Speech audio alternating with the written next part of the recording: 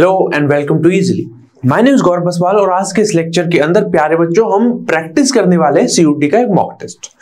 अब mock test क्यों important हो जाता है एग्जाम के पॉइंट ऑफ व्यू से, क्योंकि हमारा जो एग्जाम है वो एक उसका अपन को एक आइडिया मिल जाता है कि एग्जाम में क्वेश्चन कैसे आने हैं, एक पर्टिकुलर माइंडसेट अपन को पता चल जाता है कि एग्जाम के अंदर माइंडसेट अपन का कैसा होना चाहिए पेपर के अंदर।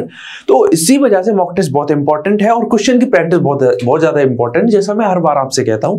तो विदाउट एनी फर्दर डिले हम शुरुआत करते हैं। मेरा नाम है गौरव बसवाल, ठीक है। तो सबसे पहला क्वेश्चन है that is from the solid state, और पहला ही क्वेश्चन ये कह रहा है कि अगर मेरे पास में मोनोक्लाइनिक क्रिस्टल लैटिस है, क्या है मेरे पास में मोनोक्लाइनिक सल्फर है, तो उस केस में मोनोक्लाइनिक सल्फर के केस में आपको बताना है कि इसके अंदर क्या होगा।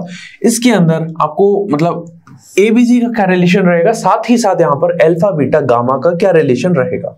तो आप सभी को पता रहता है कि मोनोक्लाइनिक के अंदर A not equal to B होता है, नॉट इक्वल टू सी होता है, and alpha is equal to gamma होता है which is equal to 90 degree, and beta is not equal to 90 degree, या फिर आप कह देते हो beta is equal to 120 degree, या beta is not equal to 90 degree, ऐसा लिखा जाता है, ठीक है। तो देख लीजिए कौन सा रिलेशन यहाँ पे बन रहा है। Option number D is the correct answer. यहाँ पे सही आंसर क्या होगा, D is the correct answer. चलिए अगला क्वेश्चन देखा जाए कि coordination number of CS plus and Cl minus ion. अपने पास में क्या है, एक CSCl क्रिस्टल है, मतलब आपको पता है CSCl क्रिस्टल के अंदर क्या होता है, Cl माइनस पूरा क्रिस्टल लैटिस बनाता है। कौन सा लैटिस बनाया है, HCC यूनिट सेल बनाई है जहां पर एटम प्रेजेंट है ओनली एट द कॉर्नर, और बॉडी सेंटर के अंदर हमारा CS प्लस जाता है, ये पता है आपको। इसका मतलब वहां पे कोऑर्डिनेशन नंबर क्या हो जाएगी, तो 8 हो जाएगी, CS प्लस की भी और Cl माइनस की भी। इसका मतलब यहां पर कोऑर्डिनेशन नंबर क्या आएगी, 8,8। क्लियर बात है। चलिए अगला क्वेश्चन देखते हैं। कोई क्वेश्चन देखो बहुत इजी क्वेश्चन आते हैं सीयूटी के अंदर, तो अपन को ज्यादातर क्वेश्चन कैसे रहते हैं, थ्योरेटिकल क्वेश्चन है, तो उनको ज्यादा सोचने की जरूरत नहीं है। सिंपल सी कहानी है, आपको पढ़ना है और टिक करना है, ठीक है। यहां पर देखिए an electron trapped in an anion site in a crystal is called. मैं ये कह रहा हूं कि मेरे पास में क्या है, एक क्रिस्टल लैटिस है, ठीक है। यहां पर क्या है, क्रिस्टल लैटिस था, मान लीजिए NaCl का ही क्रिस्टल लैटिस है, ठीक है, NaCl का ही क्रिस्टल लैटिस है। अब हुआ क्या, यहां पर से Cl माइनस गया मान लीजिए, और Cl माइनस की जगह पर कौन आ गया है, एक इलेक्ट्रॉन आ गया। Cl माइनस की जगह पर एक इलेक्ट्रॉन आ गया है। तो इस तरीके के अपन सेंटर को अपन क्या नाम दे देते थे, एफ सेंटर कहते थे। इसका मतलब सही आंसर क्या है, अपने पास में सही आंसर क्या होगा, सही आंसर होगा एफ सेंटर। फ्रैंकल डिफेक्ट अलग चीज होती है, ठीक है। शॉर्टकी डिफेक्ट एक अलग चीज है, इंटरस्टिशियल डिफेक्ट एक अलग चीज है। आपको पता है फ्रैंकल डिफेक्ट में क्या होता है, शॉर्टकी डिफेक्ट में क्या होता है। शॉर्टकी डिफेक्ट मतलब ऐसे कंपाउंड देते हैं जिनके अंदर साइज डिफरेंस बहुत कम होता है, मतलब NaCl टाइप के, लेकिन उनकी कोऑर्डिनेशन नंबर ज्यादा होती है।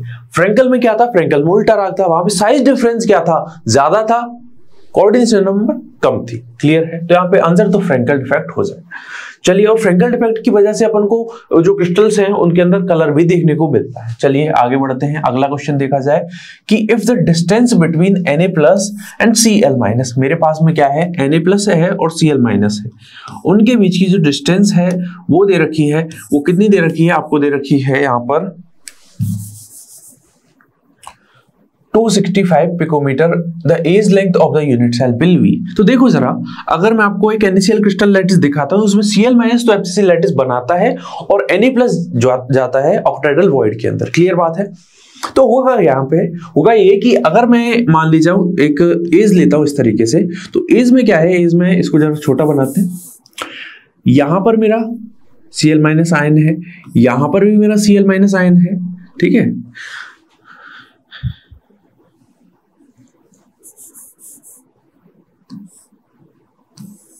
ठीक, इसके मिडिल में क्या होगा, इसके मिडिल में हमारा,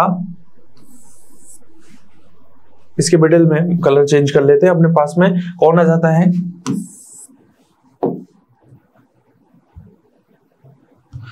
Na प्लस आ जाएगा, ठीक है, Na प्लस आ जाएगा। तो अब देखो जरा, इन्होंने क्या बोला है कि डिस्टेंस दे रखी है आपको। डिस्टेंस किस तरीके की डिस्टेंस, तो देखिए जरा कौन सी डिस्टेंस दे रखी है, ये रहा मेरा सेंटर, ठीक है, इसके सेंटर से लेके इसके सेंटर तक की डिस्टेंस, मतलब यहां से लेके यहां तक की डिस्टेंस आपको दे रखी है। कितनी दे रखी है? 265 पिकोमीटर, ठीक है। इसका मतलब क्या हुआ, मुझे डिस्टेंस ये वाली दे दी, मतलब 265 पिकोमीटर, ये डबल नहीं हो जाएगा इसका मतलब ये डबल है, ठीक है, a/2 का, मतलब it is equal to a/2। इसका मतलब क्या है, a बराबर क्या होगा, यहाँ पर 530, यहाँ पे वैल्यू निकल के आ जाएगी। 530 picometre will be the right value. कितनी वैल्यू निकल गई? 530 picometre is the right answer. इसका मतलब D is the right answer. आगे बढ़े, अगला क्वेश्चन लेते हैं। अगला क्वेश्चन देखिए जरा, अपने पास में क्या है, एक कंपाउंड है विच इज Na2CO3। क्या है? Na2CO3। इसकी नॉर्मेलिटी आपको दे रखी है 0.2n दे रखी है, ठीक है। अब आपको पता है आपको निकालनी क्या है, मोलैरिटी है। तो मोलैरिटी कैसे निकालोगे? मोलैरिटी आप कैसे निकालोगे? तो सबसे पहले ये रिलेशन देखो कि जो n बराबर होता है वो m इंटू n होता है। पता ही नहीं पता, यहां तक चीजें क्लियर होंगी। तो मैं ऐसा करता हूं, n की वैल्यू यहां पे रखता हूं, मतलब नॉर्मेलिटी की वैल्यू रखता हूं, मोलैरिटी की निकाल लूंगा और फिर मल्टीप्लाई इसको किया है इसके साथ में मैंने n फैक्टर या वैलेंसी फैक्टर जिसको कहते हैं। इसके लिए वैलेंसी फैक्टर कितना है? तो ये एक तरीके क्या है, सॉल्ट है। और सॉल्ट के अंदर आपको क्या करना पड़ता है, आयनाइजेशन करना पड़ता है। इसका मतलब आपको आयनाइजेशन कुछ इस तरीके से करना पड़ेगा, 2Na plus plus CO3 2 minus, ठीक है। तो n फैक्टर वैल्यू यहाँ पे कितनी निकल गई, 2 निकल के आई। वैलेंसी फैक्टर कितना आ गया, 2 आ गया। तो यहां पर मोलैरिटी बराबर कितनी हो जाएगी, 0.1 m। क्लियर है, यानी सही आंसर क्या हुआ मेरा, ए इज द राइट आंसर। अब देखो क्वेश्चन को जब आप कर रहे हो तो मेरे साथ में करोगे तो प्रैक्टिस अच्छी होगी, ठीक है। तो मेरे साथ में क्वेश्चन को करिए ताकि आपकी प्रैक्टिस भी अच्छी होती रहे, क्वेश्चन मतलब अपना कंसेप्ट भी रिवाइज होते रहे। चलिए आगे बढ़ते हैं, अगला क्वेश्चन देखते हैं। The system that forms maximum boiling azeotrope. तो मैंने जब आपको एजिट्रोप के बारे में बताया है तो दो टाइप के एजिट्रोप होते हैं, मिनिमम बॉइलिंग एजिट्रोप और एक था मैक्सिमम बॉइलिंग एजिट्रोप।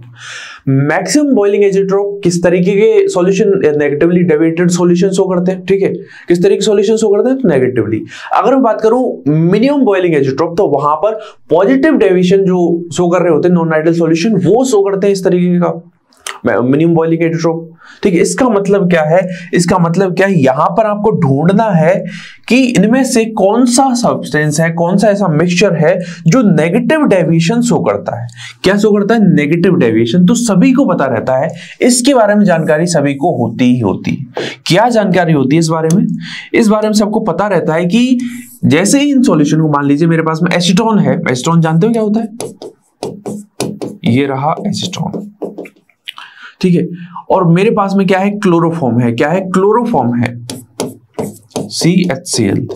तो इनके अंदर क्या होती है, हाइड्रोजन बॉन्डिंग हो जाती है। और हाइड्रोजन बॉन्डिंग अगर सॉल्यूशन के अंदर है, इसका मतलब क्या है, हमारे पास में जो AB इंटरेक्शन है वो कहीं ना कहीं ज्यादा है AA से और BB से। इसका मतलब क्या है, अपने पास में उस तरीके का सॉल्यूशन नेगेटिव डेविएशन शो करता है। मतलब अगर कोई नई इंटरेक्शन बनती है तो वहां पे नेगेटिव डेविएशन होता है। इसका मतलब ये क्या हुआ, नेगेटिव डेविएशन शो करेगा। और अगर ये नेगेटिव डेविएशन शो करेगा, इसका मतलब क्या है, यहां पर ये मैक्सिमम बॉइलिंग एजिट्रोप बनाएगा। क्या बनाएगा, मैक्सिमम बॉइलिंग एजिट्रोप बनाएगा, यानी C is the right answer. चलिए अगला क्वेश्चन यहां पर देखा जाए कि the colligative property is not represented by. इनमें से ऐसी कौन सी प्रॉपर्टी है जो कि कॉलिगेटिव नहीं होती है। कॉलिगेटिव प्रॉपर्टीज क्या होती है, ऐसी प्रॉपर्टीज जो कहीं ना कहीं amount of the solute particles पे डिपेंड करती है। किस पे डिपेंड करती है, अमाउंट इन द सेंस की नंबर ऑफ मोल्स पे, ठीक है, नंबर ऑफ पार्टिकल्स पे, नंबर ऑफ मॉलिक्यूल्स पे, इस तरीके की चीजों पे डिपेंड करती है। कॉलिगेटिव प्रॉपर्टी क्या होती है, सॉल्यूट के अमाउंट पे वो डिपेंड करती है। Actually depend on the amount of solute. अब अमाउंट बोला है तो उससे मैं थोड़ा सा ज्यादा चीजों को लेके चल सकता हूं। अमाउंट मतलब अपने पास में नंबर ऑफ मोल्स हो सकते हैं, पार्टिकल्स हो सकते हैं, मॉलिक्यूल्स हो सकते हैं, उसकी कंसंट्रेशन हो सकती है। कहने का मतलब इस वजह से इनको बोला जाता है कॉलिगेटिव प्रॉपर्टी। अब कॉलिगेटिव प्रॉपर्टी होती है 4, ठीक है, जो कि अपने सॉल्यूशन के अंदर पड़ी हुई है। कौन कौन सी है, सबसे पहली RLBP, relative lowering in vapour pressure. दूसरी क्या है, डिप्रेशन इन फ्रीजिंग पॉइंट। तीसरी क्या है, एलिवेशन इन बॉइलिंग पॉइंट। और चौथी क्या है, कॉलिगेटिव प्रॉपर्टी। तो 4 हमारे पास में क्या है, सॉरी कॉलिगेटिव बोल दिया, क्या ऑस्मोटिक प्रेशर बोल रहे हैं, ऑस्मोटिक प्रेशर, ठीक है। क्या है, ऑस्मोटिक प्रेशर, ठीक है। 4 यहां पर क्या है, कॉलिगेटिव प्रॉपर्टी है। इसका मतलब क्या है, C is not the right answer. ये कोलिगेटिव प्रॉपर्टी नहीं है, ये अमाउंट ऑफ सॉलिड पे डिपेंड नहीं करती है। और अगर अमाउंट ऑफ सॉलिड पे डिपेंड नहीं करेगी इसका मतलब हमको लेना देना है ही नहीं उस बात से, कोलिगेटिव प्रॉपर्टी हुआ ही नहीं। ठीक है, समझ में आ गया। चलिए आगे बढ़ते हैं, अगली चीज यहां पर देखते हैं, वांट ऑफ फैक्टर। तो बताइए जरा, जब मैंने सॉल्यूशन चैप्टर आपको बताया था तो वांट ऑफ फैक्टर कैसे निकाला जाता है? वांट ऑफ फैक्टर यहां पे कैसे निकालोगे? वांट ऑफ फैक्टर निकालना इसका बहुत ही आसान है। देखो जरा, इसमें वांट ऑफ फैक्टर कितना रहेगा? देखो नंबर ऑफ आयंस जितने बन रहे हैं, तो नंबर ऑफ आयंस देख लो जरा कितने हैं, Ca2 प्लस NO3 माइनस, तो 2 है, ये कितने हो गए यहाँ पे टोटल? यहाँ पे हो गया 3। ये 3 आयंस बने हैं, इसका मतलब इसके लिए वांट ऑफ फैक्टर भी कितना होगा? 3 is the right answer, C is the right answer. चलिए आगे बढ़ते हैं, अगली चीज देखी जाए, इस क्वेश्चन को करो जरा। इस क्वेश्चन को हमको करना है, यहाँ पे पूछ क्या रहा है कि what will be the standard cell potential of galvanic cell with the following reaction। अगर मैं यहाँ पे following reaction कराता हूं तो उस केस में अपने पास में स्टैंडर्ड पोटेंशियल क्या निकल के आया? सिंपल सी कहानी है, देखिए जरा, ये वैल्यू है मेरे पास में और इधर ये वैल्यू है। बताइए जरा इन दोनों में से कौन सी ज्यादा वैल्यू है? मतलब हम जब दो आपको स्टैंडर्ड पोटेंशियल दे रखे होते हैं, रिडक्शन पोटेंशियल, तो उस केस में ये चेक करते हैं जिसका रिडक्शन पोटेंशियल ज्यादा वो एज अ कैथोड काम करेगा, और अगर कैथोड अपन को पता चल गया दूसरा एनोड हो जाएगा, और कैथोड माइनस एनोड में कर ही लूंगा। इसका मतलब ये वाली वैल्यू क्या है? ज्यादा है। तो मैं क्या करूंगा यहाँ पर, E0 CD2 plus slash CD बराबर -0.4 वोल्ट माइनस 0.74 वोल्ट बराबर किसके होगा? ये -0.4 plus 0.74 volt. It is equal to 0 plus का 0.34 वोल्ट। क्लियर है क्या? सही आंसर क्या हुआ मेरा? C is the right answer. यहां पर क्या हो गया? C is the right answer. चलिए आगे बढ़ते हैं, अगली चीज देखी जाए, अगर मेरे पास में ये रिएक्शन हो रही है तो आपको सेल रिप्रेजेंटेशन करना आ रहा है क्या? एक बार ट्राई करो, आ जाएगा। नहीं आता तो मैं बताता हूं। देखिए जरा, सेल रिप्रेजेंटेशन करने के लिए कुछ ये तरीका अपन यूज करते हैं। ये क्या है? ये है सॉल्ट ब्रिज। सॉल्ट ब्रिज के लेफ्ट साइड में एनोड पे होने वाली रिएक्शन और सॉल्ट ब्रिज के राइट में कैथोड पे होने वाली रिएक्शन। अगर मैं इसको जो कंप्लीट सेल रिएक्शन है इसको तोड़ के लिखूं तो यहां पर एनोड पर जो रिएक्शन हो रही है दैट इज कि Zn कन्वर्ट हो रहा है Zn2 प्लस के अंदर। क्लियर बात है? यहां पर 2 इलेक्ट्रॉन उसने निकाले। अगर मैं बात करूं कैथोड पर, तो कैथोड पर क्या हुआ है? कैथोड पर होता है रिडक्शन, जो होता हुआ है वही हो रहा है। Cu2 प्लस 2 इलेक्ट्रॉन ये एक्सेप्ट करेगा और अपने को कन्वर्ट कर लेगा CuS के अंदर। तो यहां पर एनोड पर ये रिएक्शन हुई है, कैथोड पर ये रिएक्शन हुई है। तो इसको मैं कैसे लिख सकता हूं? देखिए जरा, इसको मैं कैसे लिख सकता हूं? इसको मैं कुछ ऐसे लिखूंगा,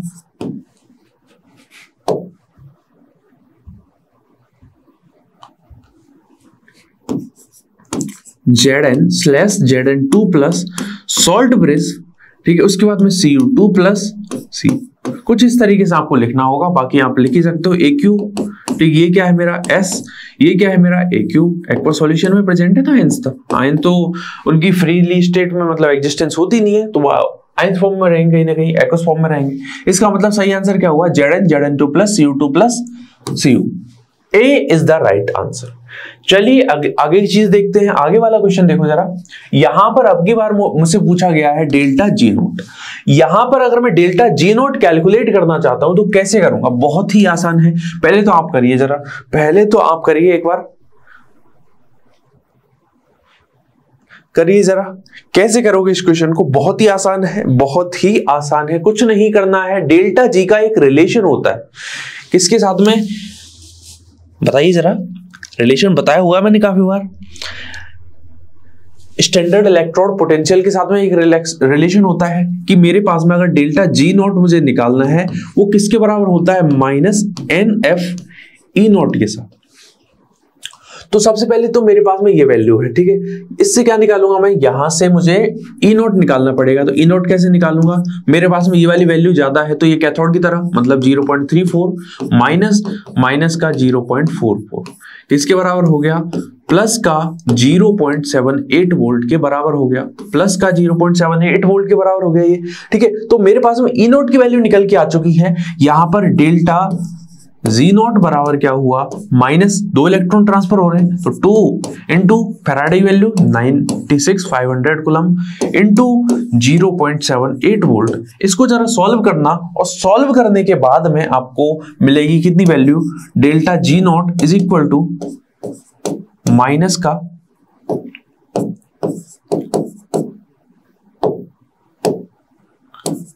500 जूल के आसपास वैल्यू मिलेगी, जिसको आप किलो जूल में कन्वर्ट करोगे तो कितनी हो जाएगी, वो इतनी हो जाएगी सी। अब देखो जरा, स्पॉन्टेनियस प्रोसेस है, तो स्पॉन्टेनियस प्रोसेस के लिए जो डेल्टा जी होती है वो कैसी रहती है, कहीं ना कहीं नेगेटिव रहती है। एंट्रोपी बराबर क्या होता है, पॉजिटिव होता है।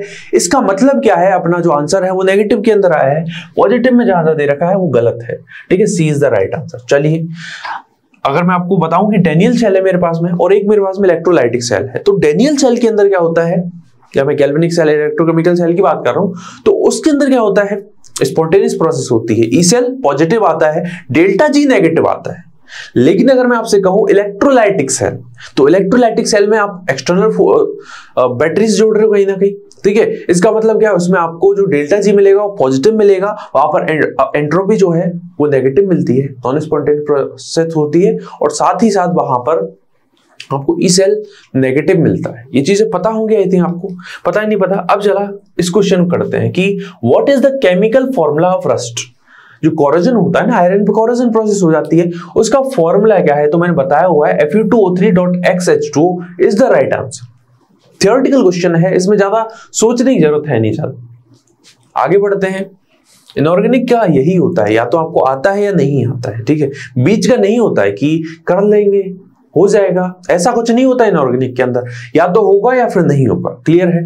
चलिए यहां पर देखा जाए कि अगर मेरे पास में ये रिएक्शन है, तो इस केस में अपने पास में कुछ रिलेशन दे रखे हैं कि minus d concentration of ammonia divide by dt is equal to K1, ठीक, K1 NH3। ठीक है, d concentration of N2 divide by dt is equal to K2 है। ठीक है, d concentration of H2 divide by dt किसके बराबर है, K3 है। तो यहां पर रिलेशन क्या होगा, K1 के बीच में, K2 के बीच में, K3 के बीच में। देखिए जरा, देखो इसको मैं क्या लिख सकता हूं, अगर मैं इसकी स्टोइकियोमेट्री लिखता हूं तो 1/2 D concentration of ammonia divide by dt बराबर क्या है, d concentration of N2 divide by dt बराबर क्या होगा, 1/3 D concentration of H2 divide by dt।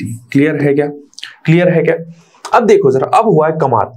उन्होंने क्या बोला है, कुछ चीजें यहां पे मॉडिफाई करी हैं।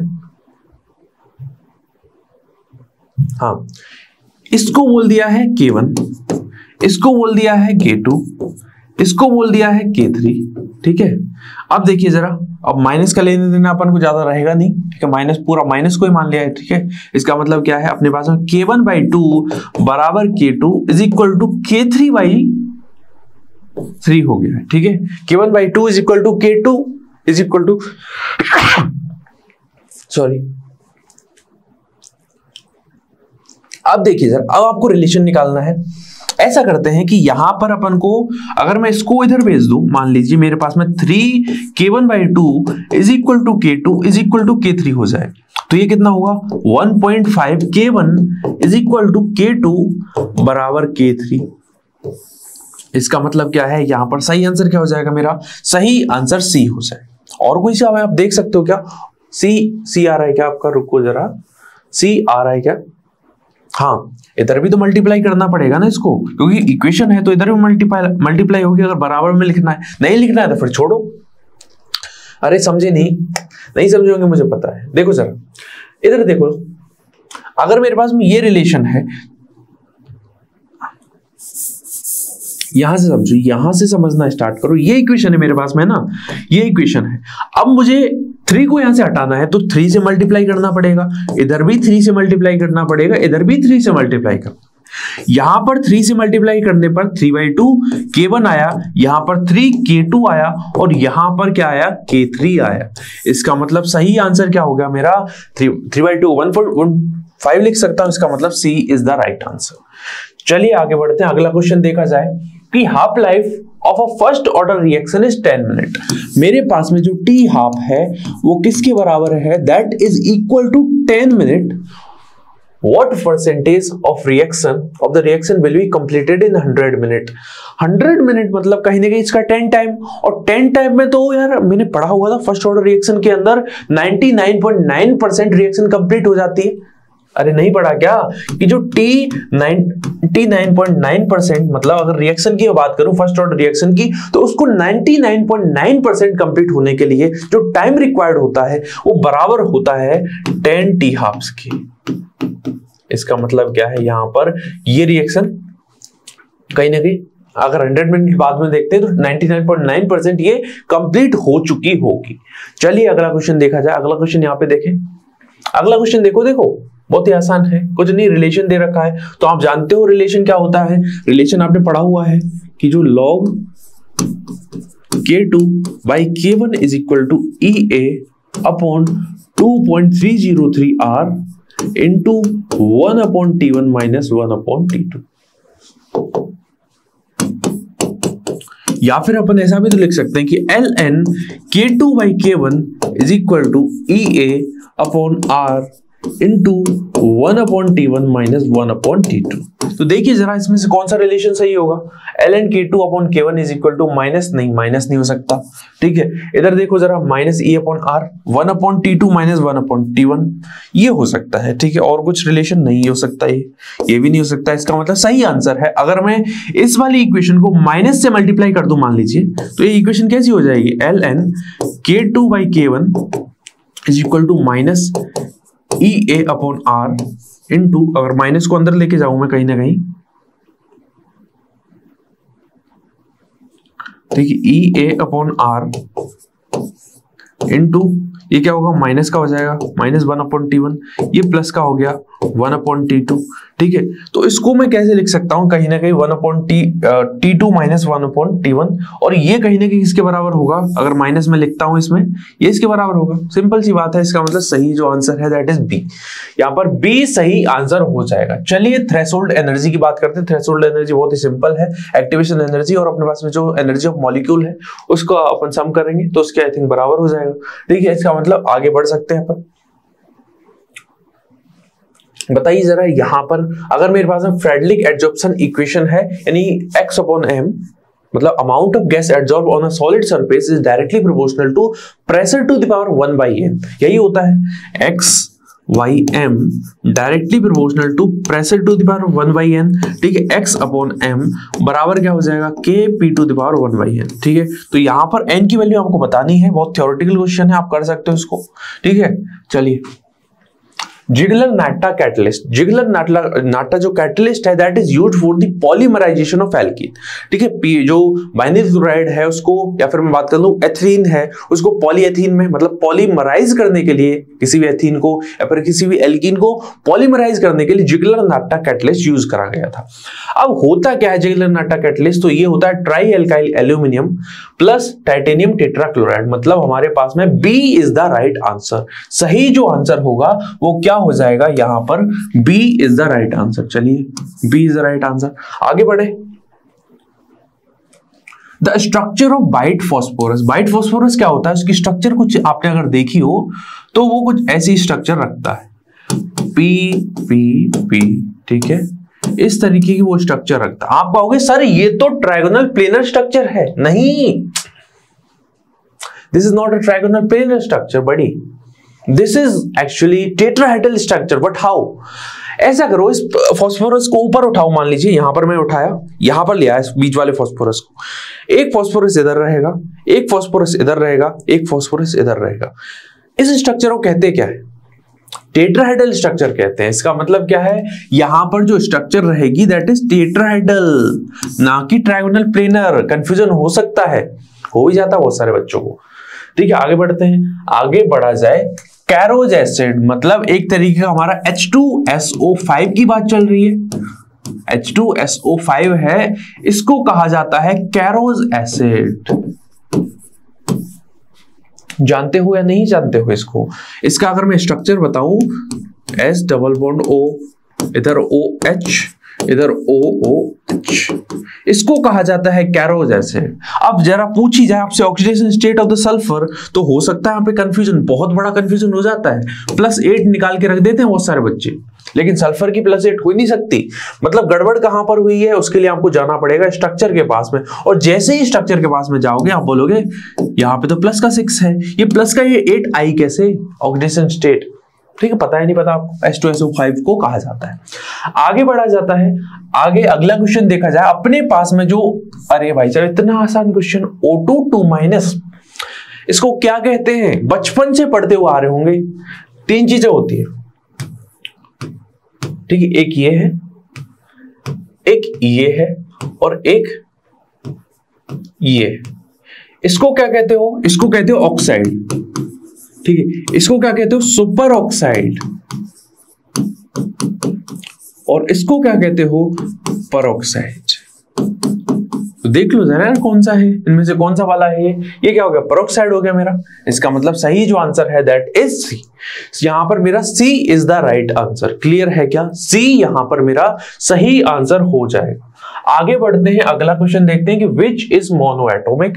अरे इतना आसान क्वेश्चन दे रखा है। सल्फर की बात करूं वो एसिड बना लेता है, ठीक है। फास्फोरस जो है वो P4 के टर्म में प्रेजेंट होता है, ठीक। क्लोरीन जो है कहीं ना कहीं Cl2 की फॉर्म में होती है। मतलब ना तो ये मोनोएटॉमिक है, ना ये मोनोएटॉमिक है, ना ही ये मोनोएटॉमिक है।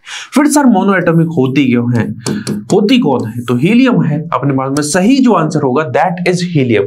क्लियर है, आगे बढ़ा जाए, अगली चीज अपन देखते हैं। आपको मैं टाइम दे रहा हूं, यहां पर बताइए जरा कि अगर मैं डिस्प्रपोर्शनेशन रिएक्शन की बात करता हूं तो इनमें से ऐसा कौन सा आयन है जो डिस्प्रपोर्शनेशन रिएक्शन देगा नहीं, बताइए जरा, आपको क्या लगता है। 1 मिनट है आपके पास में, बताइए।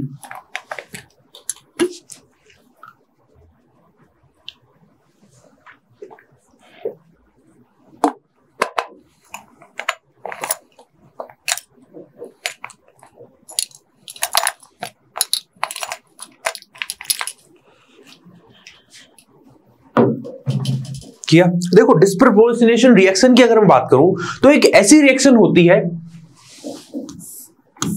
जिसमें एक ही सब्सटेंस का ऑक्सीडेशन होता है और रिडक्शन होता है। मतलब एक तरह की रेडॉक्स रिएक्शन है, लेकिन रेडॉक्स रिएक्शन तो है, लेकिन ऐसी रेडॉक्स रिएक्शन है जहां पर एक ही सब्सटेंस का ऑक्सीडेशन होता है और रिडक्शन भी होता है, ठीक है। और उसकी ऑक्सीडेशन नंबर बढ़ेगी भी और घटेगी।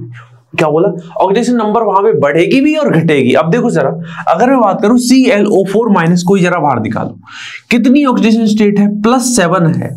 अब क्या चाहिए मुझे कुछ यहां पर ये केस लेके चलना है कि एक सब्सटेंस तो ये A बना ले, ये दूसरा बना ले B।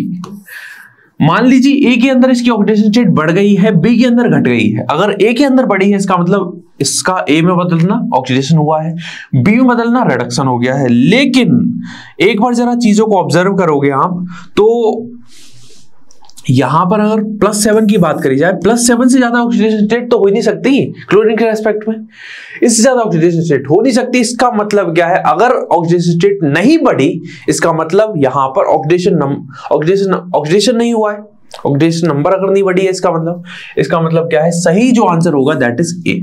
यहां पर सही आंसर क्या होगा, ए।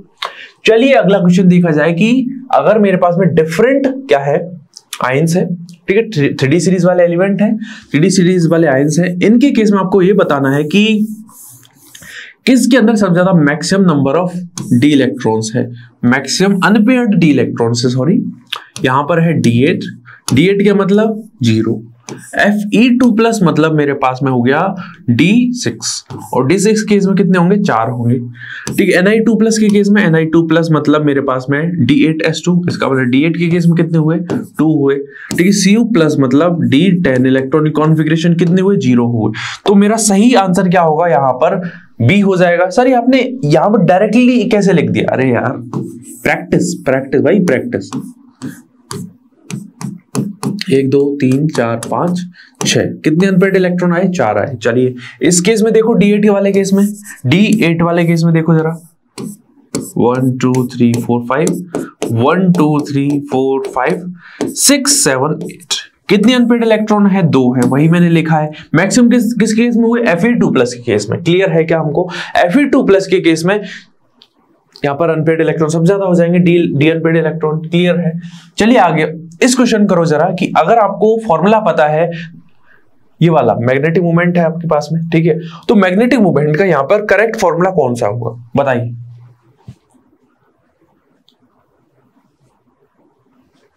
तो सभी को पता रहता है।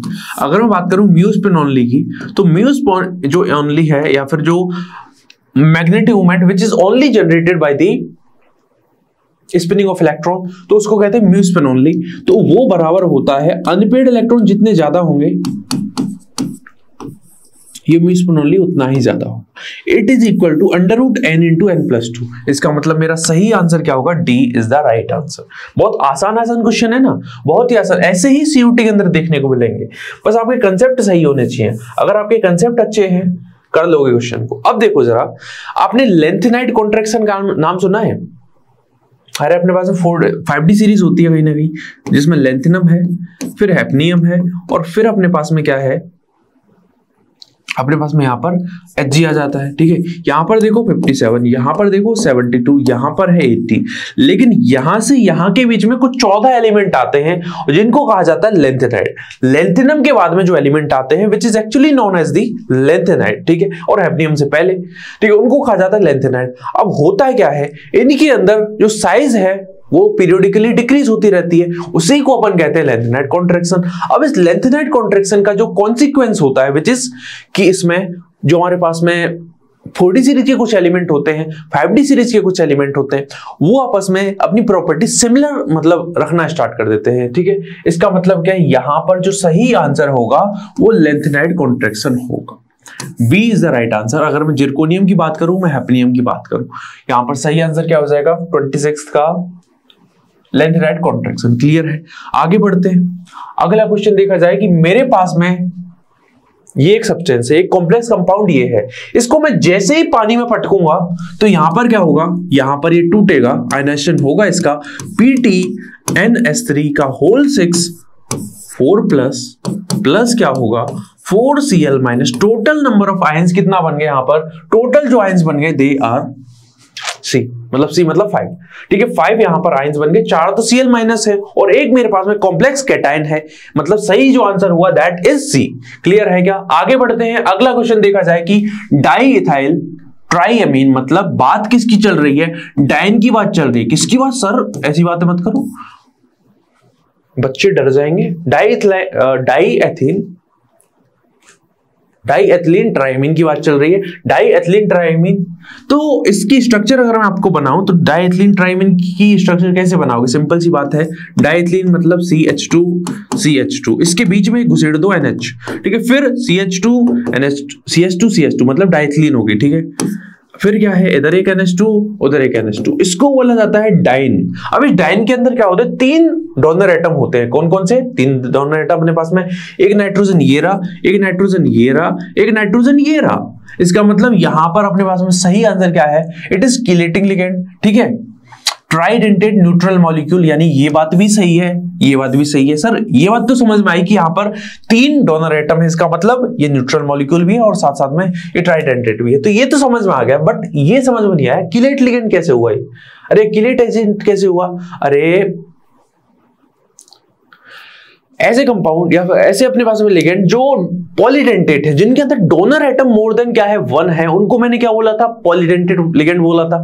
और पॉलीडेंटेट लिगेंड में ये खासियत होती है कि जब वो इलेक्ट्रॉन डोनेट करते हैं सेंट्रल एटम को तो एक रिंग बना लेते हैं, और उसी रिंग को क्या कहते हैं? किलेट रिंग कहते हैं। इस इफेक्ट को किलेट इफेक्ट कहते हैं। इन लिगेंड को किलेट लिगेंड कहा जाता है। क्लियर बात है? चलिए, यहां पर सही आंसर क्या होगा? यहां पर सही आंसर एनाइन नहीं है, इसका मतलब सी गलत हो गया।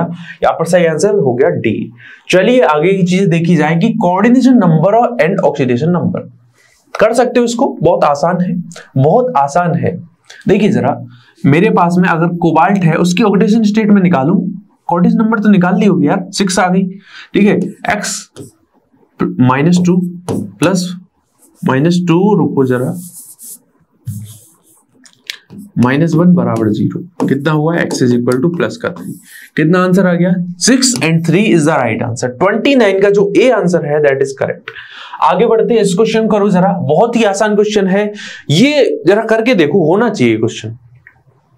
आपसे पूछा गया है, कुछ बेसिक सी बातें हैं, बताइए जरा सही आंसर क्या होगा? यहां पर हो रहा है क्या? देखिए जरा, ये मेरे पास में एक कॉम्प्लेक्स कंपाउंड है, ठीक है। अब इस कॉम्प्लेक्स कंपाउंड में देखो आयनिक स्फीयर भी है और यहाँ पर कोऑर्डिनेशन स्फीयर भी है। अगर ऐसा करूं मैं Cl को यहाँ पर अंदर भेज दूं, HCN को बाहर भेज दूं, कौन सी आइसोमेरिज्म हो गई? आयनाइजेशन आइसोमेरिज्म हो गई। तो जहां जहां पे आयनाइजेशन आइसोमेरिज्म नहीं है वो आंसर गलत हो जाएगा, ठीक है। चलो दूसरी तरीके से सोचते हैं, यहां पर ज्योमेट्रिकल आइसोमेरिज्म भी हो रही है। कैसे? आपको MA4B2 का टाइप का केस मिल गया ना, MA4B2 टाइप का केस, मतलब यहां पर सिस और ट्रांस बन जाएंगे, सॉरी हाँ सिस और ट्रांस बन जाएंगे, बिल्कुल सही है, ठीक है। AA, ठीक है, BB एक तरीके से यहां पर रख लेते हैं, फिर A, दूसरा क्या है M, B, इधर क्या होगा A। तो सिस भी बन रहा है, ट्रांस भी बन रहा है, ठीक है। इसका मतलब क्या है? ज्योमेट्रिकल आइसोमेरिज्म भी शो करेगा और साथ ही साथ में लिंकेज आइसोमेरिज्म भी शो कर सकते हैं, ठीक है। इसका मतलब क्या है? यहां पर सही आंसर क्या होगा? A होगा। ये गलत क्यों हो गया? वाटर दिख रहा है क्या? हाइड्रेट आइसोमेरिज्म तो तभी शो करेगा ना जब वाटर का मॉलिक्यूल होता, नहीं हो सकता इसका मतलब। अगर बात करूं कोऑर्डिनेशन, तो कोऑर्डिनेशन स्फीयर में कोई चेंज नहीं हो रहा है, ठीक है। इस तरीके का मतलब ये भी गलत हो गया। अगर बात करूं पॉलीमराइजेशन, तो ये भी गलत है। इसका मतलब यहां तक के जितने भी आंसर हैं दैट इज रॉन्ग। अब जरा इस क्वेश्चन को करो, ऑर्गेनिक केमिस्ट्री का एक क्वेश्चन है, बहुत ही आसान क्वेश्चन है, बहुत बार आपने पढ़ा होगा। अगर मेरे पास में 1 क्लोरोप्रोपेन है, देखो 1 क्लोरोप्रोपेन मतलब CH3CH2 ठीक है, Cl है, हाँ बिल्कुल सही। अब देखो जरा इसको मैं जैसे ही एल्कोहलिक क्योच की कंडीशन दूंगा तो क्या होगा? एल्कोहलिक क्योच का जो काम है वो अपना करेगा, यहां से ये मतलब क्या करेगा? डीहाइड्रोहैलोजिनेशन कर देगा, डीहाइड्रोहैलोजिनेशन करेगा, जिससे बनेगा क्या? यहां पर CH3CH डबल बॉन्ड CH2 बनेगा। यहां पर क्या बना? मेरे पास में 1 प्रोपीन बना। इसकी मैंने रिएक्शन HX के साथ में करा दी, क्या होगा? मार्कोनिकॉफ रूल फॉलो होगा। और मार्कोनिकॉफ रूल में आपको पता है जो नेगेटिव पार्ट होता है HX का, यानी X माइनस, वो अटैच होता है उस कार्बन से जहां पे हाइड्रोजन कम है। इसका मतलब क्या है? ये बना लेगा 1 क्लोरोप्रोपेन से 2 क्लोरोप्रोपेन, ठीक है, या फिर 2 हेलोप्रोपेन यहां पर बन जाएगा। क्लियर बात है, 2 हेलोप्रोपेन यहां पर बन जाए। 2 क्लोरो आप बोल सकते हो अगर HX की जगह HCl लिखा हो। Secondary alkyl halide, secondary alkyl halide, clear, हाँ 2 क्लोरोप्रोपेन नहीं, ठीक है। यहां पर सही आंसर क्या होगा? D is the right answer, क्योंकि देखो जरा इस कार्बन से अटैच्ड है और ये कार्बन अदर 2 कार्बन से और कनेक्टेड है। इसका मतलब सही आंसर क्या हुआ? यहां पर D हुआ। आगे देखते हैं अगला क्वेश्चन कि which of the following molecule has the dipole moment. अब देखो इसको जरा करना, आपको दे रहा हूं होमवर्क, ठीक है, और इसको अप्रोच करना जरा, होता है या नहीं होता डाइपोल मोमेंट, ठीक है। इसका तो पता है, इसका तो सबसे कम होगा, उस कंसेप्ट में मत चले जाना कि Cl है, ठीक है, Cl इलेक्ट्रोनेगेटिव एलिमेंट है, कार्बन के साथ में कनेक्टेड है, जितने ज्यादा होंगे यहाँ पर उसकी डाइपोल मोमेंट उतना ही ज्यादा होना चाहिए था, लेकिन वो नहीं होगा, यहाँ पर उल्टा रह गया थोड़ा सा। CCl4 के अंदर डाइपोल मोमेंट 0 होता है, या ये नॉन पोलर मॉलिक्यूल है, ठीक है। अब आगे करते हैं, चलिए इस क्वेश्चन को करिए जरा, बहुत ही आसान क्वेश्चन है। जब जब SN2 रिएक्शन की बात करी जाती है आपको एक बात जरूर कही जाती है कि इसके अंदर कॉन्फ़िगरेशन बदल जाता है, यहां पर इन्वर्जन इन कॉन्फ़िगरेशन होता है। तो इसमें क्या बोलोगे आप? इन्वर्जन कॉन्फ़िगरेशन, या फिर आप कहते हो इसको वॉल्डन इन्वर्जन, या फिर आप इसको अम्ब्रेला इन्वर्जन भी कहते हो क्या? इसको आप वॉल्डन इन्वर्जन भी कहते हैं। इसका मतलब सही जो आंसर होगा दैट इज बी। यहां पर क्या होगा? वॉल्डन इन्वर्जन होगा। अगला क्वेश्चन देखते हैं। तो रिएक्शन मतलब अपने पास में ये रिएक्शन है, इसको मैं क्या बोल रहा हूं? दिस इज आई थिंक जानी पहचानी रिएक्शन है। कौन सी है? फिनक्लिस्टाइन रिएक्शन है। फिनक्लिस्टाइन रिएक्शन है। देखो कैसे पता किया? एल्काइल ब्रोमाइड NaI और साथ में एसीटोन दे रखा है, क्या होगा? यहाँ पर ब्रोमीन कनेक्ट होगा और NaBr निकल जाएगा, ठीक है। ये रिएक्शन होगी, सिंपल सी बात है। क्या बोलते हैं इसको? फिनक्लिस्टाइन रिएक्शन कहते हैं। अगर हम बात करते हैं वुड्स रिएक्शन की, तो वुड्स रिएक्शन में ऐसा नहीं होता। वहां पर अपने पास में क्या होता? एल्किल ब्रोमाइड रहता, ठीक है, Na के साथ में रिएक्शन कराते, ठीक है, फिर फाइनली आपको क्या मिलता? वहां पर आपको एल्केन मिल जाता, ठीक है। और ना ही हुस्टिगर रिएक्शन है। इसका मतलब सही जो आंसर है दैट इज बी, फिनक्लिस्टाइन रिएक्शन है ये। डीनेचर्ड एल्कोहल किसको कहा जाता है? What is denatured alcohol? मतलब एथेनॉल है अपने पास में और मेथेनॉल है, इसके मिक्सचर को क्या कहते हैं? डीनेचर्ड एल्कोहल कहते हैं। अगली चीज देखी जाए, लुकास रेजेंट। लुकास रेजेंट मतलब हमारे पास में ड्राई HCl है, ड्राई HCl, ऑप्शन की तरफ मत देखो, जब इस तरह क्वेश्चन होते हैं ना कंफ्यूजन होता है। Dry HCl plus anhydrous ZnCl2। अब देख सकते हो, अब आप देख सकते हो कौन सा आंसर होगा, ड्राई HCl यानी कंसंट्रेटेड HCl, ठीक है, एंड एनहाइड्रस ZnCl2 यानी ए इज द राइट आंसर, ठीक है। फॉर्मूला ऑफ वुड स्प्रिट, तो मेथनॉल जो होता है उसको हम वुड स्प्रिट के नाम से जानते हैं, यानी B is the right answer, सही जो आंसर होगा दैट इज बी। अगली चीज देखी जाए, इस क्वेश्चन करो जरा, हमारे पास में एक एल्कीन है, उसकी मैंने रिएक्शन कराई HBr in presence of peroxide, तो यहां पर Kharasch effect, peroxide effect, anti Markovnikov effect लगेगा। तीन इफेक्ट नहीं है, वो एक ही इफेक्ट है, नाम अलग अलग है, ठीक है।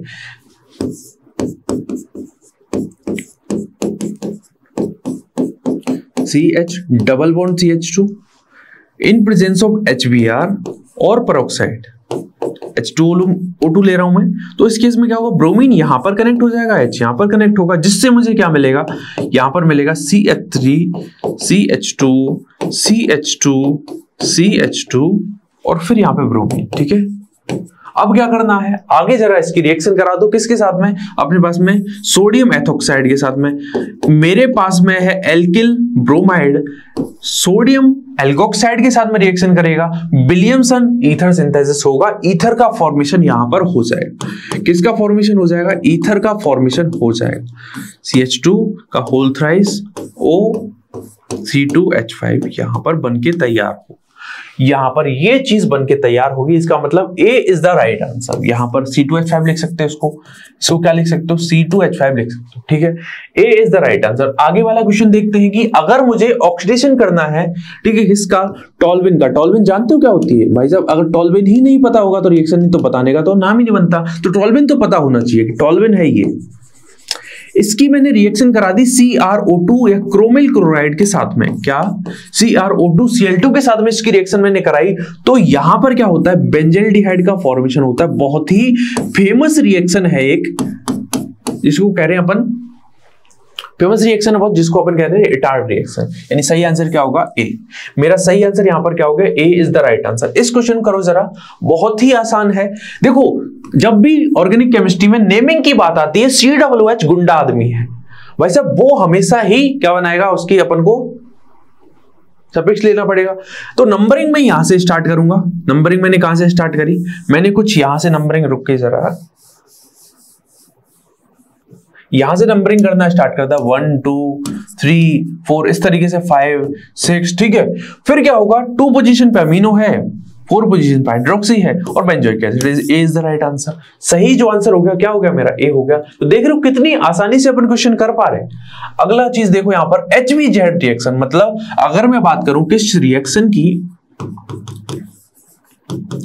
हेल-बोलर्ड जेलिंस्की रिएक्शन। देखो हेल-बोलर्ड जो जेलिंस्की रिएक्शन है, that is really important for the exam. Why, देखो इसमें होता क्या है, अगर मेरे पास में मान लीजिए ये, चलो ऐसे सिंपल एक तरीके से लेते हैं, RCH2COOH है, इसकी मैंने क्या कराई, कहीं ना कहीं मतलब रेड फास्फोरस और X2 के प्रेजेंस में रिएक्शन कराई, तो यहां पर क्या होगा, इसकी जो अल्फा हाइड्रोजन है, अल्फा हाइड्रोजन को हटा के उसकी पोजीशन पे कौन जुड़ जाता है, हमारे पास में कोई भी हेलो ग्रुप जुड़ जाता है और COOH कुछ नहीं होता, ठीक है। ये रिएक्शन होती है, बहुत ही सिंपल रिएक्शन है, पर पता नहीं जो एग्जामिनर है वो यहां से क्वेश्चन बनाता है हर बार। बोर्ड में देख लो या फिर नीट में देख लो, काफी इंपॉर्टेंट ये रिएक्शन होती है।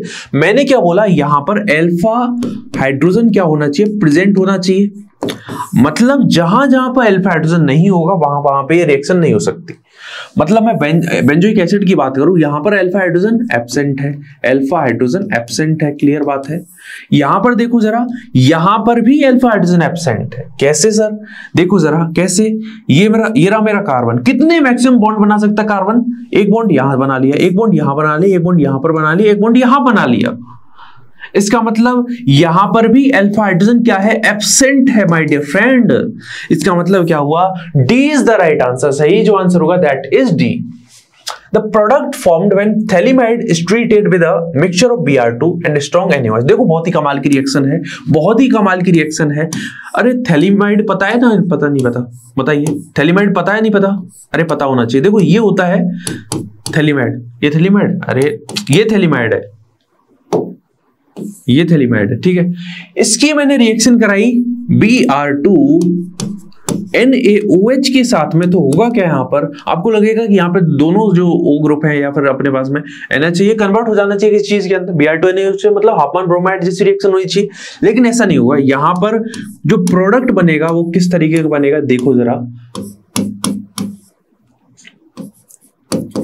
CONH2 and COOH, ठीक है। इसका मतलब सही जो आंसर हुआ मेरा क्या हुआ, anthranilic acid is the right answer. D मेरा सही आंसर यहां पर हो जाएगा। क्लियर है क्या? Which of the following is carcinogenic? तो कार्सिनोजेनिक मतलब कुछ ऐसे सब्सटेंसेस होते हैं, कुछ ऐसे फैक्टर्स होते हैं जो कि कैंसर कॉज कर सकते हैं, उनको कहते हैं कार्सिनोजेनिक, ठीक है। अब इनमें एक कंपाउंड है जो कि कार्सिनोजेनिक है, क्या एनिलीन है वो, क्या वो नाइट्रोसोमीन है, मतलब एन नाइट्रोसोमीन, ठीक है।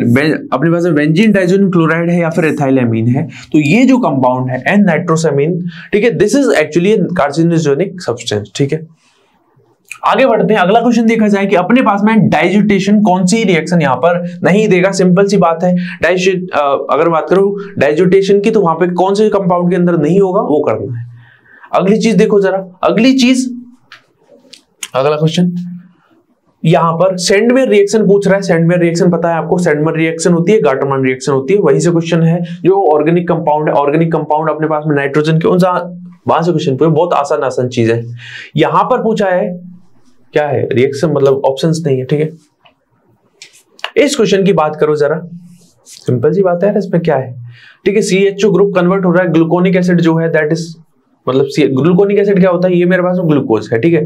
यहां पर इसकी Br2 वाटर के साथ में रिएक्शन कराई, ग्लूकोनिक एसिड बनेगा। अगर मैं इसकी रिएक्शन HNO3 के साथ में रिएक्शन कराऊंगा ना, तो कमाल होगा। क्या होगा यहां पर पहले तो CHO कन्वर्ट हुआ है COOH के अंदर, लेकिन अगर HNO3 के साथ में अगर मैंने रिएक्शन करा दी ना, तो क्या होगा पता है, यहां पर ये CH2OH जो है वो भी कन्वर्ट हो जाएगा किसके अंदर, COOH ग्रुप के अंदर। रिजल्टेंट आपको क्या मिलेगा, यहां पर मिलेगा COOH, CHOH का होल 4 और यहां पर COOH।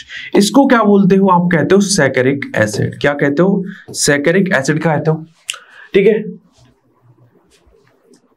Vitamin B6 is known as, तो सिंपल सा क्वेश्चन है, विटामिन B6 किसको कहते हैं, वो क्वेश्चन पूछा गया है, ठीक है। कर सकते हैं, आगे बढ़ते चलिए। इन कंपाउंड में से सबसे ज्यादा पोलर नेचर किस कंपाउंड का है, ये क्वेश्चन पूछ रहा है। तो बताइए जरा, सबसे पोलर कंपाउंड यहां पर कौन सा होगा, बताइए। सबसे पोलर कंपाउंड, पोलर समझते हो, यहां पे प्लस माइनस बन ही जाएगा, प्लस माइनस बनेगा ही बनेगा, मतलब वहां पे प्लस माइनस आपको देखने को मिलेगा, पोलर नेचर वहां पे कमाल का होगा। देखो जरा, मैं बात करूं नेगेटिव, अब ये प्लस चार्ज जितना ज्यादा स्टेबल होगा ना, मतलब पोलर नेचर उतना ही ज्यादा, मतलब कार्बोकेटाइन की स्टेबिलिटी कहीं ना कहीं अपन बात करूं, कार्बोकेटाइन जहां पे बन रहा है ना, ठीक है, यहां पर बात करो नेगेटिव की, यहां पर पॉजिटिव की। अब देखो जरा, जनरली कंफ्यूजन होता है बच्चों को कि सर पॉजिटिव की मैं अगर बात करूं तो स्टेबल, मतलब इन वाले केस में, इन वाले केस में, इन वाले केस में ज्यादा होना चाहिए, ठीक है। स्टेबल होने का मतलब क्या है कि पॉजिटिव जो है वो न्यूट्रलिटी की तरफ जा रहा है, समझ रहे हो, इलेक्ट्रॉन डेंसिटी इसको दे रहे हैं, लेकिन इस केस में क्या होगा, इलेक्ट्रॉन डेंसिटी हाइड्रोजन के पास में, भाई साहब खुद के पास में नहीं है, दूसरों को कहां से देगा। इसका मतलब क्या है, यहां पर ये पॉजिटिव और नेगेटिव की टर्म में रहेंगे, और पॉजिटिव और नेगेटिव की टर्म में इसका मतलब इसकी पोलैरिटी सबसे मैक्सिमम होगी। अब लास्ट क्वेश्चन है हमारे पास में, last but not the least, हमसे पूछा गया है बॉइलिंग पॉइंट, और बॉइलिंग पॉइंट आपको पता होनी चाहिए कि वाटर का नाम जहां पर आ गया है हाइड्रोजन बॉन्डिंग होगी, और हाइड्रोजन बॉन्डिंग जहां पर होगी वहां पर इसका बॉइलिंग पॉइंट भी जहां उस कंपाउंड ज्यादा हो जाएगा जिसके अंदर मतलब किसी भी तरीके की बॉन्डिंग नहीं है, ठीक है। इसका मतलब H2O, फिर उसके बाद NH3, फिर SBH3, फिर ESS3, फिर अपना PS3। देखो मुझे अगर कुछ भी नहीं पता ना, इतना पता रहेगा कि H2O का सबसे मैक्सिमम है, अमोनिया का उसका बाद में आता है, क्योंकि अमोनिया के अंदर भी एक हाइड्रोजन बॉन्डिंग देखने को मिलती है। इसका मतलब क्या है, B is the right answer. तो यहां पर हमारी जो प्रैक्टिस है वो होती है खत्म। अब आपको कोई भी अगर डाउट आता है तो हमारे जो टेलीग्राम चैनल है उससे आप, टेलीग्राम जो ग्रुप है उससे आप कॉन्टेक्ट कर सकते हैं, वहां पे अपने डाउट पोस्ट कर सकते हैं। विद इन मतलब जितना जल्दी होगा आपके जो डाउट्स है उनको क्लियर करने की कोशिश की जाएगी। देखिए जरा, टेलीग्राम ग्रुप का नाम क्या है, तो that is COT easily science. अब प्यारे बच्चों, यहां पर हमारा जो मॉक टेस्ट है, मॉक टेस्ट की सीरीज सीयूटी जो प्रीवियस ईयर क्वेश्चन की पेपर एनालिसिस है वो होता खत्म। लेकिन आपको क्या करना है, क्वेश्चन करते रहना है जब तक एग्जाम होती है, तब तक आपको क्वेश्चन करने हैं। अब मैराथन आने वाली है अपनी केमिस्ट्री की 12 तारीख को, ठीक है, तो उसको भी ज्वाइन करना आपको। और वहां पर अपन बिल्कुल कमाल के जितने भी कंसेप्ट बन सकते हैं, जितने भी क्वेश्चन बन सकते हैं, उनको प्रैक्टिस करेंगे। डीपीपी में जितने भी क्वेश्चन दिए उनका बेसिकली सॉल्यूशन आपको मैं प्रोवाइड कर रहा हूँ, ठीक है। और भी अपन डिफरेंट कंसेप्ट समझने वाले हैं, ठीक है। एग्जाम को फोड़ना है, अपनी जो ड्रीम यूनिवर्सिटी अपने देखी है उसको अपन को लेना है, ठीक है। जब कोई ड्रीम देखा है ना तो उसको पूरा ही करना है, ठीक है। तो पूरा करना है उसी जज्बे के साथ में, जैसे अपने शुरुआत करी थी ना उसी जज्बे में लगे रहना है, ठीक है। तो थैंक यू वेरी मच।